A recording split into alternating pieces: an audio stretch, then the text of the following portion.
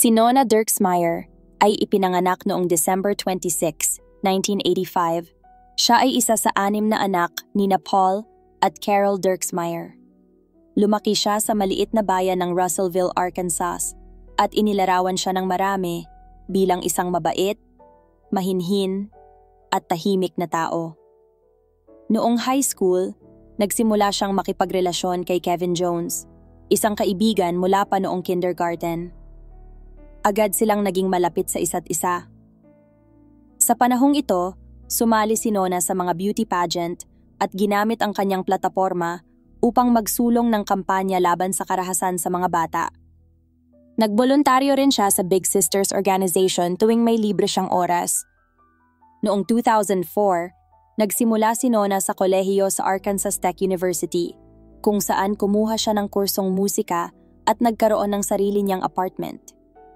Si Nona, ang kanyang ina, at si Kevin ay may kani-kaniyang susi sa apartment na ito. Si Kevin naman ay nag-enroll sa University of Arkansas, mga 90 minutes ang layo, pero nanatiling matatag ang kanilang relasyon. Noong December 14, 2005, umuwi si Kevin mula sa eskwelahan para sa Christmas break at binisita si Nona. Napag-usapan nila ang mga plano nila para sa susunod na araw. Kailangan pa ni Nona na tapusin ang ilang finals sa paaralan at pagkatapos ay makikipagkita siya sa kanyang nakakabatang kapatid na babae. Samantala, may plano si Kevin na samahan ang kanyang inang si Janice sa isang school holiday dinner sa gabi. Kinabukasan, nakatanggap si Kevin ng text mula kay Nona na nagsasabing, "Good morning, Cuddle Muffin. I love you and hope you have a great day." Inasahan niyang makakatanggap ulit siya ng mensahe matapos tapusin ni Nona ang kanyang exams, pero hindi na ito muling tumawag o nag-text. Matapos ang halos 5 taon nilang relasyon, tila kakaiba ito para kay Kevin dahil karaniwan ay agad siyang sinasagot ni Nona. Kaya bandang 4:00 ng hapon, nag-text si Kevin ng, "You alive?" Pabiro ngunit kakaibang text. Patuloy siyang tumawag at nag-send ng message hanggang bandang 6 p.m. nang sila ng kanyang inang si Janice ay tumungo sa Christmas party.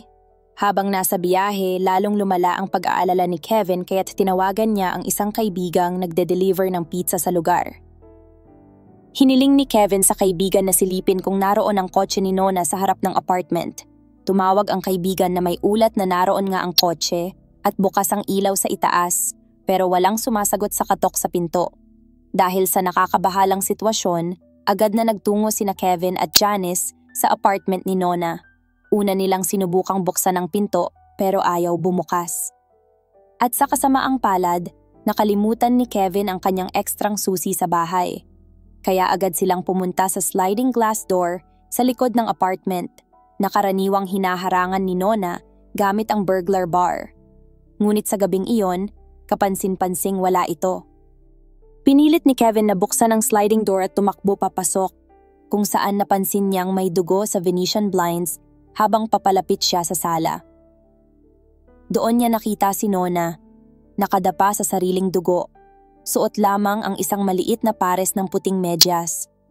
Agad siyang lumapit at, sa gulat at lungkot, niyakap ang walang buhay na katawan ni Nona.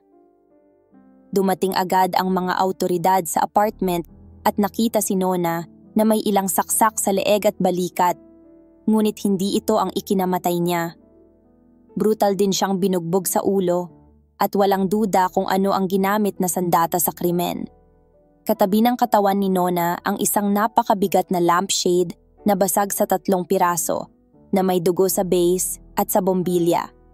Bagaman hubot-hubad si Nona, walang palatandaan ng sapilitang pakikipagtalik at wala ring senyales ng puwersahang pagpasok sa apartment. Gayunpaman may ebidensya na sinubukan siyang sakalin at hiwain sa leeg bago siya tinamaan ng matinding hampas sa ulo na naging sanhi ng kanyang pagkamatay. Nakakolekta rin ang mga investigador ng isang bukas na condom wrapper mula sa mesa sa tabi ng katawan, pero hindi na nila nahanap ang aktwal na condom. Sa puntong ito, marami ang naniniwala na may mga pagkukulang ang mga investigador sa kasong ito. May ilang sample ng dugo na hindi na imbestigahan, gaya ng nasa Venetian blinds. Bukod pa rito, Hindi na dust para sa fingerprints ang mga pinto at blinds, at hindi rin sila naghahanap ng ebidensya sa itaas ng apartment. Ngunit agad naging malinaw sa mga pulis kung sino ang kanilang pangunahing suspek sa karumal-dumal na krimen, si Kevin mismo. Tiningnan ng mga investigador ang buong crime scene, pati na ang emosyonal na reaksyon ni Kevin at ang paggamit niya sa kanyang ina at kaibigan bilang posibleng cover-up. Bukod pa rito, nakita nilang balot ng dugo ni Nona si Kevin na, aminado tayo, ay hindi magandang tingnan para sa isang inosente. Kaya agad siyang dinala sa istasyon ng pulis para sa matagal na interrogation. Siniyasat din ng mga pulis ang katawan ni Kevin para sa anumang sugat dahil may mga defensive wounds si Nona na nagpapakitang lumaban siya sa kanyang salarin. Ngunit wala ni isang gasgas si Kevin.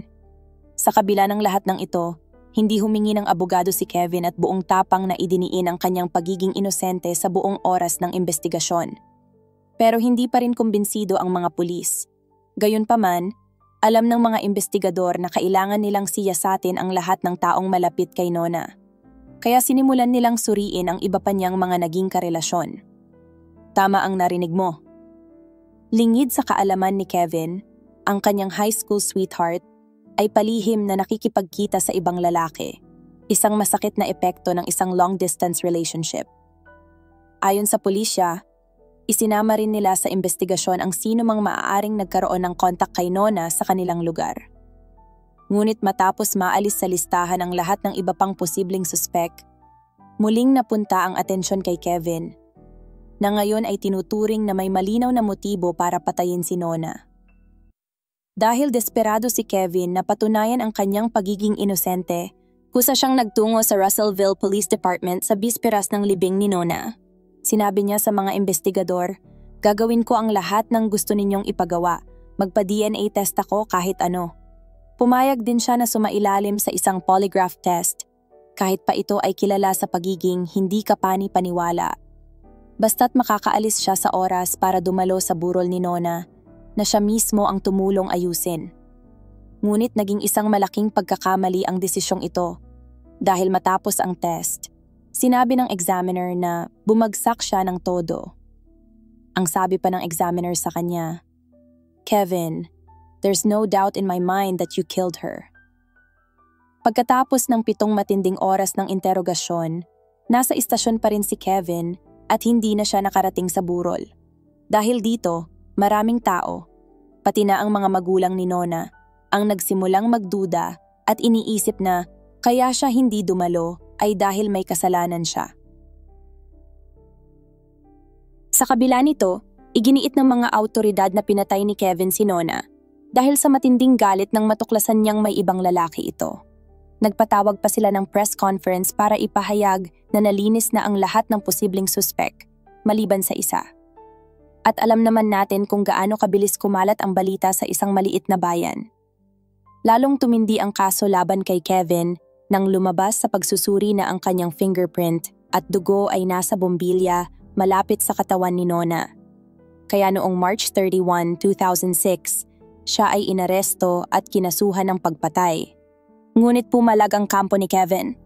Tinutukan nila ang condom wrapper na nakuha sa tabi ng katawan. Na-test ito para sa fingerprints, pero hindi kailanman sinuri para sa DNA. At nang sa wakas ay suriin ito, may natagpo ang DNA, at hindi ito kay Kevin. Sa halip, ito ay mula sa isang hindi pa nakikilalang lalaki. Hindi man ito naging matibay na panalo para sa depensa, binigyan nito ng 2 posibleng pananaw ang hurado. Una, maaaring galing ito sa isang estranghero. O pangalawa, swak ito sa teorya ng prosekusyon na nahuli ni Kevin si Nona na may ibang lalaki. Nagpalitan ng mga argumento ang prosekusyon at depensa, ngunit sa huli, umikot ang buong kaso sa isang bagay, ang bombilya. Ayon sa prosekusyon, naiwan ni Kevin ang kanyang fingerprint doon matapos niyang bugbugin si Nona hanggang sa mamatay. Ngunit giit ng depensa, hindi niya maalala na nahawakan niya ang bombilya.